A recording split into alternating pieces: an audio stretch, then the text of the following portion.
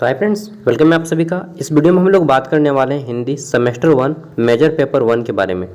इसमें हम लोग इम्पोर्टेंट क्वेश्चन देखेंगे, साथ ही पिछले साल का पूछा हुआ क्वेश्चन पेपर भी देखेंगे, ठीक है, और सिलेबस भी देखेंगे। तो सबसे पहले देखते हैं कि यह किस किस यूनिवर्सिटी के काम में देगा। मैं नाम ले रहा हूँ, आप देख लीजिएगा। देखिए, सबसे पहली बात कि यूनिवर्सिटी का नाम तो ज़रूर बताऊँगा, लेकिन अगर आपको आदिकाल और पूर्व मध्यकाल का इतिहास जानना है हिंदी में, तो कोई भी यूनिवर्सिटी ऑल ओवर इंडिया में सबका काम देगा, ठीक है। पूरे भारत में आदिकाल और पूर्व मध्यकाल जिस जिस विश्वविद्यालय में पढ़ने का है सबको काम देगा। जैसे SKMU Dumka university, Ranchi university का ये सिलेबस है, और नीलांबर पीताम्बर यूनिवर्सिटी का ये है। विनोबा भावे यूनिवर्सिटी हजारीबाग का सिलेबस सेम है, सेम का सभी का आदिकाल से पूर्व मध्यकाल, ठीक है। सॉरी, ये कोल्हान यूनिवर्सिटी का सिलेबस है, इसमें भी आपको आदिकाल से पूर्व मध्यकाल का इतिहास, ठीक है। और ये है आपका विनोबा भावे यूनिवर्सिटी हजारीबाग का, ठीक है। तो कुल मिला के झारखंड के लगभग सभी यूनिवर्सिटीज़ में पढ़ना है। रांची यूनिवर्सिटी, SKMU दुमका, नीलांबर पीताम्बर university, Kolhan university Chaibasa, Vinoba Bhave university Hazaribagh, सब में पढ़ना है, ठीक है। सबका सिलेबस भी मैंने दे दिया है। सबको आदिकाल एवं पूर्व मध्यकाल का इतिहास पढ़ना है, तो सभी के लिए यह वीडियो हेल्पफुल रहेगा।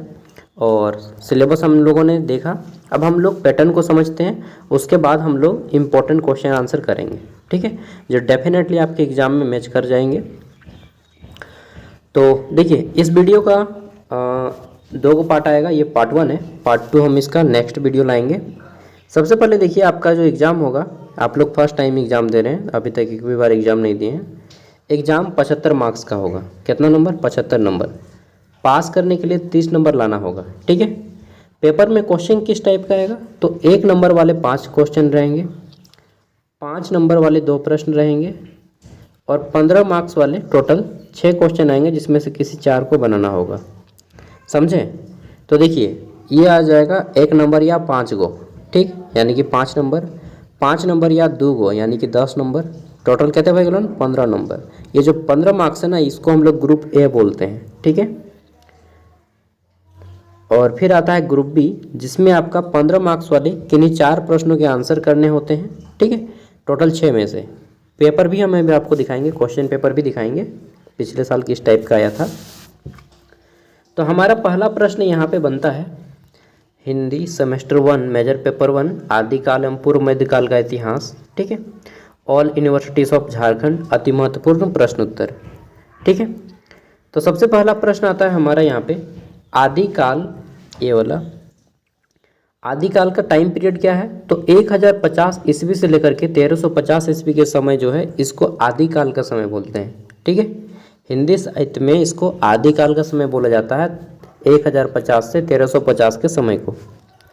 यहाँ पे हमारा पहला प्रश्न बनता है, आदिकाल को हिंदी साहित्य का कौन सा युग कहा जाता है, ठीक है। तो आदिकाल को हिंदी साहित्य का वीर गाथा काल या एक मिनट, चलिए कहाँ पे थे, हाँ, वीर गाथा काल या चारण काल कहा जाता है। जनरली आपको वीर गाथा ही सुनने को मिलेगा, चारण काल बहुत कम लोग जानता है, ठीक है। अगर आपके सामने कॉपी पेन होगा तो लेके बैठिएगा, ठीक है। चलिए, और कॉपी पेन नहीं है तो कान लगा के सुनिएगा और फिर बाद में लिख लीजिएगा, ठीक है। दूसरा प्रश्न, क्वेश्चन नंबर 2, इसमें क्या बोल रहा है कि आदिकालीन साहित्य की प्रमुख विशेषताएं क्या थीं?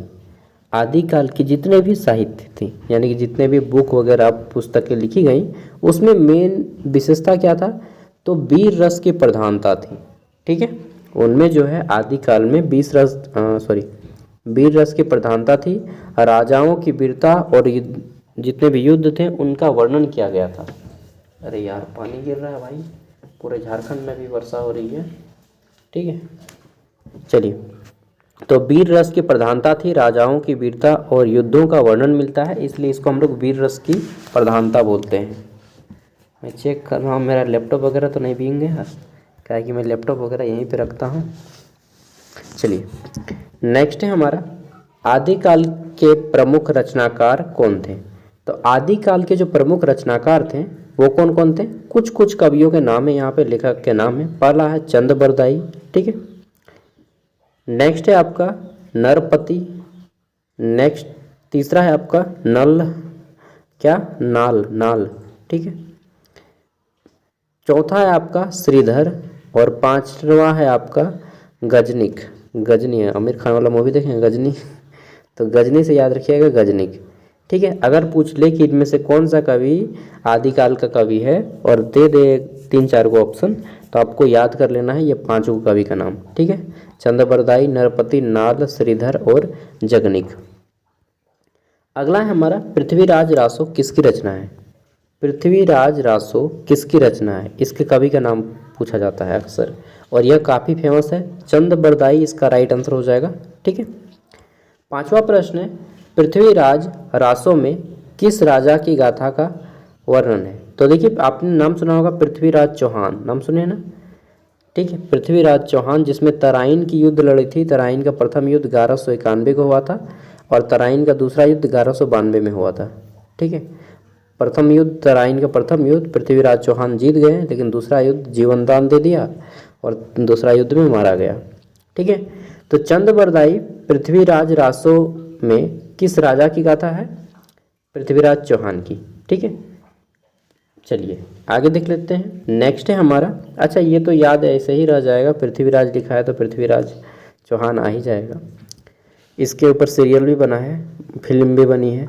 नेक्स्ट है हमारा बीसल देव रास के रचयिता कौन है। तो बीसल देव रास के रचयिता है नरपति नाल। ठीक है, कौन, नरपति नाल। अगला है 7 नंबर क्वेश्चन। तो इसमें पूछा गया है कि आदिकाल में किस भाषा शैली का प्रयोग हुआ है। तो आदिकाल में ना ब्रज भाषा का प्रयोग हुआ था, भारत में उस टाइम पे ब्रज भाषा चलती थी।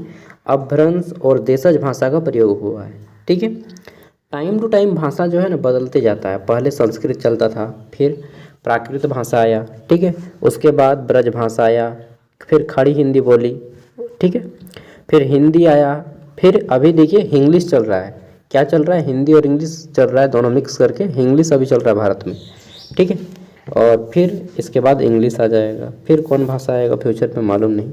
तो आदिकाल से 7 प्रश्न था, सॉरी पूर्व मध्यकाल से 7 प्रश्न थे।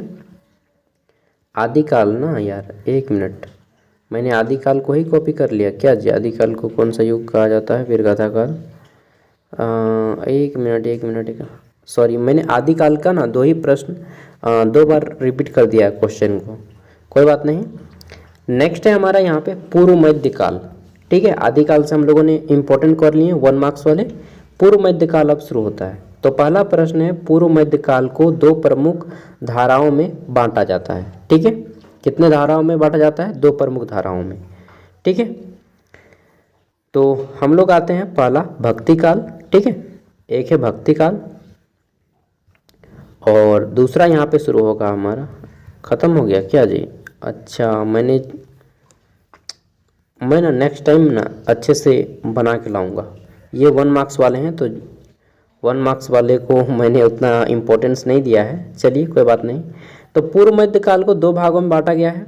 ठीक है, 2 धाराओं में बांटा गया है, भक्ति काल। ठीक है, तो यहाँ पे हमारा है और रीतिकाल। तो पहला है कि संत काव्य एवं रीतिकालीन प्रवृत्तियाँ आरंभिक रूप। ठीक है, भक्ति काल में 2 भागों में बांटा गया है। संत काव्य, संत मतलब जो महात्माओं ने, संतों ने लिखा है। जैसे आपने नाम सुना है ना कबीरदास का, गजब बात करते हैं, कौन नहीं सुना होगा, सब कोई सुना है। तो संत काव्य वो हो गए जैसे कि कबीरदास ने लिखा है। रीतिकालीन प्रवृत्तियाँ, ठीक है, तो 2 को लिखा है। चलिए यहाँ पे मेन चीज़ हमारा प्रश्न आंसर है और इसमें थोड़ा सा दिक्कत होगा। भक्ति काल, रीतिकाल, पूर्व मध्यकाल, आदिकाल, ठीक है, श्रृंगार काल, वीर रस गाथा काल, यही सब में दिमाग खराब हो जाता है आदमी का हिंदी में पढ़ते। ठीक है, आदमी सोचता है हिंदी लिए तो केवल क्वेश्चन आंसर पढ़ेंगे, नहीं रे भाई, क्वेश्चन आंसर और कहानी नहीं, बहुत सारा रहता है। ठीक है, तो पहला प्रश्न है हमारा यहाँ पे पूर्व मध्यकाल की प्रमुख प्रवृत्ति क्या थी। ठीक है, तो पूर्व मध्यकाल की प्रमुख प्रवृत्ति थी भक्ति भावना रहती थी। जितने भी कविताएं लिखी जाती थी उसमें भक्ति भावना, धार्मिक सुधार रहता था। ठीक है, मीराबाई का आपने नाम सुना होगा। ठीक है, बीजक का नाम सुना है। ये सब लिखित जो ग्रंथ हैं उसमें भक्ति भावना और धार्मिक सुधार रहते थे। अगला है भक्ति काल के 2 प्रमुख संप्रदाय कौन से थे। तो भक्ति काल के 2 प्रमुख संप्रदाय थे, निर्गुण भक्ति और एक था सगुण भक्ति। ठीक है, निर्गुण, ठीक है, जिसमें कोई गुण नहीं है, सगुण जिसमें सभी गुण है, ठीक है। तो समझ के आराम से कर लीजिएगा। निर्गुण भक्ति धारा और सगुण भक्ति धारा, ये दो भाग थे, दो संप्रदाय थे। तीसरा प्रश्न है हमारा यहाँ पे कि निर्गुण भक्ति के प्रमुख कवि कौन, ठीक है। तो निर्गुण भक्ति के प्रमुख कवि जो हैं ये नोट कर लीजिएगा चार को, जैसे आदि काल में पढ़े थे वैसा ही हमें भक्ति काल में पढ़ना है। कबीरदास, ठीक है, रैसद, गुरु नानक, दादू। कौन दादू? आपका दादू? नहीं रे भाई दादू एक बहुत बड़े विद्वान थे, ठीक है, दादू की रचनाएं हैं। चलिए, तो ये चार को याद कर लीजिएगा जो कि भक्ति काल से हैं। अगला है हमारा सगुण भक्ति के प्रमुख कवि कौन है, ठीक है। तो सगुण भक्ति के जो प्रमुख कवि हैं ये हैं, पहला सूरदास, दूसरा है तुलसीदास और तीसरा मीराबाई, ठीक है। सूरदास, तुलसीदास, मीराबाई। सूरदास ने क्या लिखा है? तो पद लिखे हैं, ठीक है, सूरदास के पद, और भी बहुत कुछ लिखे हैं। तुलसीदास की सबसे प्रमुख रचना क्या है? तो तुलसीदास की सबसे प्रमुख रचना रामचरितमानस, ठीक है, और हनुमान चालीसा भी लिखे हैं जो पूरे वर्ल्ड में टॉप नंबर पे सुना गया है। मीराबाई, और मीराबाई ने भी अपना कृष्ण भक्ति पे लीन थी, ठीक है। चलिए आगे देख लेते हैं। नेक्स्ट है हमारा भक्ति काल को स्वर्ण युग क्यों कहा जाता है। ये तो क्वेश्चन थोड़ा सा सुधार कर लीजिएगा कि भक्ति काल को हिंदी साहित्य का स्वर्ण युग क्यों कहा जाता है, ठीक है। भक्ति काल को हिंदी साहित्य का स्वर्ण युग क्यों कहा जाता है, यानी कि गोल्डन पीरियड, ठीक है। तो इस युग में सर्वाधिक श्रेष्ठ कवि हुए थे और भाषा साहित्य का उच्च विकास हुआ था। इस कारण यानी कि जब भक्ति काल चल रहा था उस टाइम पे बहुत बड़े बड़े विद्वान थे, यानी कि कबीरदास। कोई टक्कर दे सकता है कबीरदास का? बताइए तो, नहीं दे पाएगा, ठीक है। मीराबाई का टक्कर है भाई भक्ति भावना में? नहीं होगा। सूरदास का टक्कर है? नहीं होगा टक्कर। इसीलिए इनके युग को क्या कहा जाता है? स्वर्ण युग कहा जाता है हिंदी साहित्य का। तुलसीदास का लिखा हुआ अभी भी चल रहा है, रामचरितमानस, ठीक है, 2.5 साल लेगा था लिखने में। हनुमान चालीसा अभी तक फेमस है, कोई काट नहीं सकता कबीरदास का तो घर घर में सुनते हैं ना, लग जाएगा एकदम गाना सबका ना। पन बड़ा हुआ तो क्या हुआ, जैसे पेड़ खजूर, पंछी को छाया नहीं फल ला गया थी दूर, ठीक है। साईं मोको उतना दीजिए जामे कुटुम्ब सुधार, जामे कुटुम्ब समाए, मैं भी भूखा ना रहूं साधु ना भूखा जाए। बहुत सारा है। चलिए, पोथी पढ़ी पढ़ी जगमुआ, पंडित भवा न कोई, ढाई आखर प्रेम का पढ़े से पंडित होय। ऐसा बहुत सारा लिखा गया है कबीरदास के द्वारा जो रियल लाइफ में एग्जिस्ट करता है, ठीक है। तो इनका कोई टक्कर नहीं है। मुझे तो लगता है कभी कभी कि मतलब भारत में बहुत बड़े टॉप विद्वानों में से कबीरदास का एक नाम आएगा। जैसे चाणक्य हो गए, चाणक्य का नाम सुने होंगे सब कोई, आचार्य चाणक्य, विष्णुगुप्त, ठीक है। तो वैसे टक्कर वाले आदमी था कबीरदास। आज के ज़माने में होता ना तो कई गो नोबेल पुरस्कार इनको मिला होता है। इसलिए हिंदी साहित्य को स्वर्ण युग कहा जाता है भक्ति काल का, ठीक है। अगला है कबीर की भाषा और शैली क्या थी। तो कबीर जो भाषा का प्रयोग करते थे, सदुक्कड़ी भाषा का प्रयोग करते थे और वो दोहा लिखते थे। अच्छा, कबीर कौन जाति या धर्म के हैं? ना कबीर का कोई जाति है ना कबीर का कोई धर्म है, ठीक है। कबीरदास की कोई जाति और धर्म नहीं है।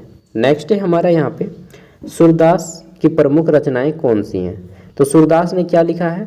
पद लिखा है, इसके अलावा सुर सागर लिखा है, ठीक है, साहित्य लहरी लिखे हैं, सुर सागर साहित्य लहरी, ठीक है।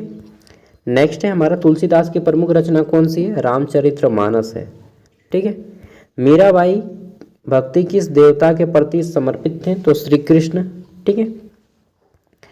अगला है हमारा 10 नंबर, पूर्व मध्यकालीन साहित्य की भाषा शैली कैसी थी। तो पूर्व मध्यकाल की जो भाषा शैली थी लोक भाषा थी, यानी कि लोगों को समझ में आने वाली भाषा थी, ठीक है। लोक भाषा आधारित थी, सरल थी, बहुत आसान थी, भक्ति भावना से भरा हुआ था, ठीक है, भावनात्मक था।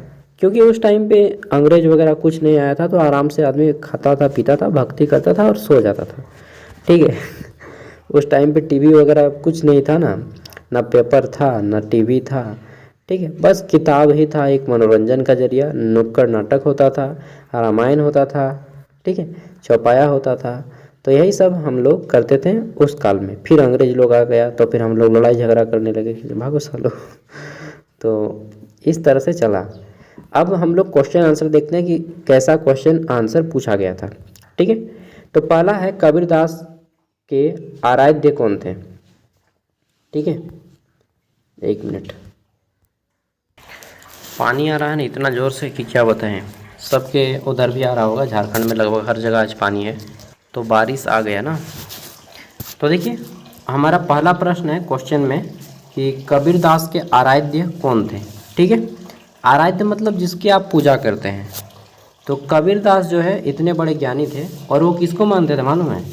निराकार ब्रह्मा को, जिसका कोई आकार नहीं है, उस ब्रह्मा को मानते थे। ठीक है, निराकार ब्रह्मा को। ना वो मुस्लिम थे ना वो हिंदू थे, वह एक वास्तविक इंसान थे। ठीक है, तो वो बोलते थे ना कि क्या जो बोलते हैं कबीरदास, हाँ वो वाला याद आ गया, मोको कहाँ ढूंढे रे बंदे मैं तो तेरे पास में, ना मैं मंदिर ना मैं मस्जिद ना पावे कैलाश में।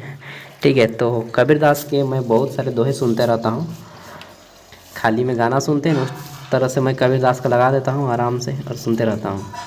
तो अगला है हमारा, क्या हो गया, कबीरदास के आराध्य गुरु कौन थे? तो निराकार ब्रह्मा। ठीक है, सॉरी, अगर गुरु पूछे तो रामानंद लिखिएगा। कबीरदास के गुरु कौन थे? रामानंद। ठीक है, और कबीरदास ने कौन सा किताब लिखा है? तो बीजक लिखा है, बीजक, बीजक। और आराध्य पूछेगा तो लिखिएगा निराकार ब्रह्मा। अगला है हिंदी साहित्य के इतिहास को मुख्यतः कितने भागों में बांटा गया है? तो हिंदी साहित्य के इतिहास को मुख्यतः 4 भागों में बांटा गया है, जिसमें से इस चैप्टर में आप लोग 2 भाग को पढ़े हैं। कौन कौन भाग? आदिकाल और भक्तिकाल, 2 को पढ़े हैं। एक होता है रीतिकाल, आदिकाल, भक्तिकाल, रीतिकाल, रीतिकाल, और एक है आधुनिक काल। ठीक है, तो हिंदी साहित्य के इतिहास को 4 भागों में बांटा गया है, आदिकाल, भक्तिकाल, रीतिकाल और आधुनिक काल। नोट करते चलिएगा, नहीं तो फिर कोई पूछ देगा ना तो ठिसा जाइएगा। ठीक है, इसलिए अपने फील्ड में मास्टर बन जाइए। अगला है अमीर खुसरो का वास्तविक नाम क्या था? तो अमीर खुसरो जो है इनको तूतिए हिंद कहा जाता है, यानी कि हिंद का तोता कहा जाता है। ठीक है, और इनका जो वास्तविक नाम है ना बहुत बड़ा है, यानी कि अबुल हसन अमीन उन दिन खुसरो, इस तरह से नाम है। ठीक है, अबुल हसन यमीन उद्दीन अमुद, हाँ वही होगा यार, दिन खुसरो, इस तरह से कुछ नाम है उनका, लिख लीजिएगा। ठीक है, क्या लिखिएगा? अबुल हसन अमीन उद्दीन खुसरो, इस तरह से उसका नाम है। ठीक है, सिराजुद्दीन बोलते हैं ना उस तरह से। चलिए, इन लोग का नाम बहुत डेंजर होता है भाई। अगला है हमारा विद्यापति का संबंध किस काल से है? तो विद्यापति जो है किस काल के कवि हैं? आदिकाल के। ठीक है, अगर वहीं पे पूछ ले कि तुलसीदास किस काल के कवि हैं, तुलसीदास हो गया, चाहे सूरदास हो गए, चाहे कबीरदास हो गए, ये हो जाएंगे भक्ति काल। लेकिन विद्यापति पूछे, ठीक है, तो किस काल के कवि हैं? ये आदिकाल के हैं। अगला है सूरदास के गुरु कौन थे? तो सूरदास के गुरु वल्लभाचार्य थे। ठीक है, सूरदास के गुरु कौन थे? वल्लभाचार्य। सूरदास ने कौन सा किताब लिखा है सबसे फेमस? सूरसागर। ठीक है, चलिए, ये 5 को 1 मार्क्स वाले क्वेश्चन आए थे। अब मैं आपको दिखा दे रहा हूँ 5 मार्क्स वाले। तो यहाँ पे बोला गया है क्वेश्चन नंबर 2 में, देखिए, निम्नलिखित में से किसी एक प्रश्न का उत्तर दीजिए। इसमें क्या है? सूफी काव्य परंपरा में जायसी का स्थान निर्धारित कीजिए। ये जायसी कौन है? मलिक मोहम्मद जायसी इनका पूरा नाम है। ठीक है, सूफी काव्य किसे बोलते हैं? तो देखिए, जैसा हिंदू धर्म में लिखा जाता है, हिंदू धर्म में साधु को हम लोग क्या बोलते हैं? साधु संत। उसी तरह से इस्लाम में साधु संत को सूफी कहा जाता है। ठीक है, तो सूफी लोगों ने जितना किताब लिखा है उनको काव्य, सूफी काव्य बोला जाता है। तो सूफी काव्य में जायसी, मलिक मोहम्मद जायसी क्या क्या लिखे हैं, किसके बारे में लिखे हैं, ये बताना है। तो पद्मावत का नाम सुना है? पद्मावत, जिस पे एक मूवी भी बनी है पद्मावती, वो मलिक मोहम्मद जायसी की रचना है। ठीक है, उसी पे आधारित बनाया गया है उस मूवी को। नेक्स्ट है हमारा यहाँ पे, हिंदी साहित्य इतिहास में काल विभाजन कीजिए। तो हिंदी साहित्य के इतिहास में काल विभाजन करना है। 4 को काल में बांटा गया है, मैंने बताया, और फिर आपको इसको डिटेल में पढ़ना है। इसका लॉन्ग आंसर टाइप का क्वेश्चन आंसर मैं करवा दूंगा। ठीक है, क्वेश्चन नंबर 3 है, इसमें भी किसी एक प्रश्न को बनाना है। विद्यापति की काव्यगत विशेषताओं पर प्रकाश डालिए। पृथ्वीराज रासों की प्रामाणिकता पर प्रकाश डालिए। आप बोलिएगा इसका आंसर कहाँ मिलेगा, ये तो बता दीजिए। तो देखिए आंसर मैं बता दे रहा हूँ, नेक्स्ट वीडियो लाऊंगा ना उसमें सभी आंसर कवर कर दूंगा, इसके अलावा इंपॉर्टेंट क्वेश्चन भी मैं दे दूंगा। ठीक है, अब देख लीजिए, ये चीज़ जान लीजिए कि 1 मार्क्स वाले प्रश्नों का आंसर आपको जो है एक शब्द या एक लाइन में देना है, एक वर्ड और 1 सेंटेंस। ठीक है, जो सबसे छोटा हो। 5 मार्क्स वाले प्रश्नों का आंसर आपको 100 से 150 शब्दों के बीच में करना है। ठीक है, और 15 मार्क्स वाले प्रश्नों का आंसर आप कर दीजिएगा 500 से 600 शब्दों के बीच में। ठीक है, यानी कि 15 मार्क्स वाले जो प्रश्न रहेंगे उसका आंसर आप लिखने की स्पीड बहुत धीरे है तो 2 खड़ा पन्ना यानी कि 4 पेज, और लिखने की स्पीड अगर स्पीड है तो आप 3 खड़ा पन्ना में कीजिएगा। 1 खड़ा पन्ना में 2 पेज होता है। ठीक है, यहाँ पे हमारा पहला प्रश्न है 15 मार्क्स वाला, हिंदी साहित्य इतिहास लेखन की परंपरा पर विस्तार से लिखिए। ठीक है, दूसरा है आदिकाल का नामकरण और काल सीमा का मीमांसा कीजिए। तीसरा प्रश्न है भक्ति काव्य की प्रवृत्तियों पर प्रकाश डालिए। चौथा है हमारा संत गद्य परंपरा, यानी कि जितने भी साधु के परंपरा थे, संत काव्य परंपरा को विस्तार से लिखना है। ठीक है, जैसे कि सूरदास हो गए, तुलसीदास हो गए, रामचरितमानस लिखे हैं। ठीक है, सूरदास का सुर सागर है, कबीरदास का बीजक है, इन सब के बारे में संत काव्य हो जाएगा। ठीक है, सूफी वगैरह पूछ ले तो मलिक मोहम्मद जैसी की रचना पद्मावत जैसे हो गया। ठीक है, इन सब के बारे में लिखना है। सूरदास के व्यक्तिगत एवं कृतित्व पर विस्तार से लिखिए, यानी कि सूरदास का व्यक्तित्व कैसा था, वो क्या करते थे। ठीक है, सूरदास ने एक बहुत ख़राब चीज़ बोला है, उन्होंने बोला था, क्या बोला था कि क्या जो बोलते हैं यार कि पशु क्या है, हाँ ढोल गाँव, क्या जो बोले थे, ढोल गवार नारी ये सब तारन के अधिकारी, पशु ढोल। ठीक है, ढोल जो बजाते हैं, ढोल गंवार नारी ये सब तारन के अधिकारी। तो ये एक चीज़ मुझे बहुत ख़राब लगा कि इनका मतलब इतना छोटा उस टाइम पे, इससे ये पता चलता है कि उस टाइम पे स्त्रियों को बहुत हीन भाव से देखा जाता था। पशु शूद्र, हाँ ये लाइन है, पशु शूद्र ढोल गंवार नारी ये सब तारन के अधिकारी हैं, तारने खाली खाने का ही अधिकारी है और कुछ नहीं करता है। मतलब ये बहुत मुझे सुन के खराब लगा। उस टाइम पे जो है ना स्त्रियों को हीन भाव से देखा जाता था, ये इससे पता चलता है। फिर है हमारा संत सूरदास का हो गया, और फिर है हमारा आदिकालीन प्रमुख काव्यों को विस्तार पूर्वक लिखिए। आदिकालीन जितने भी, अच्छा वो तुलसीदास ने लिखा है, सूरदास ने नहीं लिखा है, सॉरी। पशु शूद्र ढोल गंवार नारी सब तारन के अधिकारी तुलसीदास ने लिखा है, सूरदास ने नहीं लिखा है, सॉरी। ठीक है, आदिकालीन प्रमुख काव्यों को विस्तार से लिखिए। आदिकाल के जितने भी प्रमुख काव्य हैं, ठीक है, उस सबको विस्तार से लिखना है। कौन कौन से काव्य लिखे हैं, किसने लिखे हैं, इसका long answer type question answer मैं जल्दी ही करा दूंगा आप सभी को।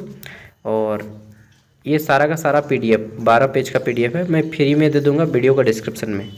और मैं भी जब भी वीडियो लाऊंगा मैं तब मैं आपको क्वेश्चन आंसर PDF साथ में देता हूँ। ठीक है, पूरा का पूरा सॉफ्ट कॉपी मिलेगा फ्री में, गेस्ट पेपर जैसा, और पैसा लगेगा, अभी नहीं लगेगा, जब ज़रूरत होगा तो मैं आपसे मांग लूँगा। ठीक है, 10 रुपया लूँगा, उससे ज़्यादा नहीं लूँगा कभी भी मैं। Thank you, bye, all the best. आप सभी को अच्छे से एग्जाम दीजिए। एक नेक्स्ट वीडियो आएगा long answer type question answer के ऊपर, उसको भी आपको देख लेना है। ठीक है, वीडियो पसंद आए तो लाइक कीजिएगा, अगर आपका कोई दोस्त हो तो उन तक इस वीडियो को शेयर कीजिएगा। बाकी आपका जो भी पेपर है, SEC paper, back paper, MDC paper, minor paper, सब का ऊपर ऑलरेडी वीडियो बना चुका है, फिर भी मैं और 1-2 वीडियो कर करके डाल दूँगा। Okay, bye.